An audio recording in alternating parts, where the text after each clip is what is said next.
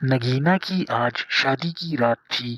وہ سج دج کے بیڈ پر سرخ جوڑے میں لپٹی بیٹھی بے چینی سے اپنے ہمسفر کا انتظار کر رہی تھی۔ اس کے ذہن میں کئی طرح کے خوف تھے۔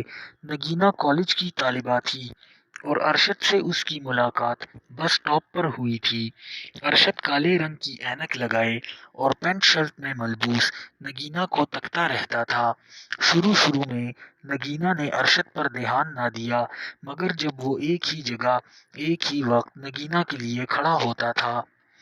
نگینا ایک مڈل کلاس فیملی سے تھی، پیار محبت کی باتوں سے بہت دور رہتی تھی۔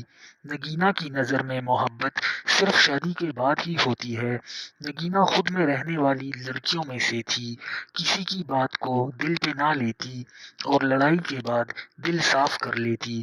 ایک بار کوئی معافی مانگ لے تو اسی وقت معاف کر دیتی تھی۔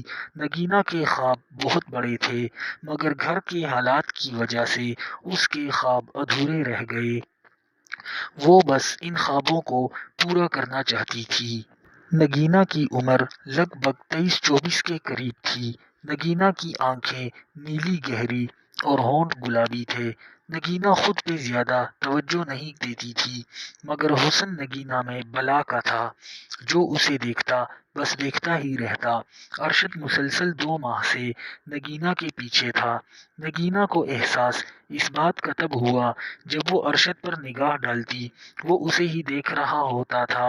ایک بار خیال آیا کہ کیوں نہ اس کی شکایت کی جائے، مگر پھر بوڑھے والد کا خیال آیا کہ بات آگے نہ بڑھ جائے۔ نگینا کا والد محنت مزدوری کرتا تھا۔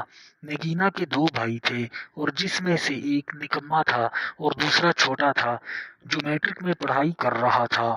والدہ اکثر بیمار رہتی تھی۔ نگینا گھر کا خرچہ چلانے کے لیے گھر میں بچوں کو ٹیوشن پڑھایا کرتی تھی۔ گھر کا کچھ خرچہ والد اور باقی نگینا سنبھالتی تھی۔ نگینا کو ناولز کہانیاں پڑھنے کا بہت شوق تھا۔ آپ ہر روز میرے راستے میں کیوں کھڑے ہوتے ہیں مسٹر؟ میں مسلسل آپ کو نوٹ کر رہی ہوں۔ آخر کار آج نگینا نے ارشد سے ہمت کر کے سوال کر ہی دیا۔ نگینا کا چہرہ چونکہ دوسری طرف تھا، وہ نہیں چاہتی تھی کہ کوئی بات بنے، اس لیے نگینا دوسری طرف چہرہ کر کے بات کر رہی تھی۔ آپ اپنی نہیں، کم سے کم میری عزت کا تو خیال کریں۔ نگینا تھوڑی نروس بھی ہو رہی تھی۔ اس نے انجان شخص سے پہلی بار بات کی تھی۔ آپ کی عزت کے لیے ہی تو کھڑا ہوتا ہوں آ کر۔ آپ کو شاید معلوم نہیں کہ میرے ساتھ جو لڑکے کھڑے ہوتے ہیں، ان کی نگاہ آپ کے جسم پہ ہوتی ہے اور وہ آپ کو شیطانی نگاہوں سے دیکھتے ہیں۔ میں آپ کی سیفٹی کے لیے کھڑا ہوتا ہوں تاکہ آپ کے ساتھ کوئی بری حرکت نہ کرے۔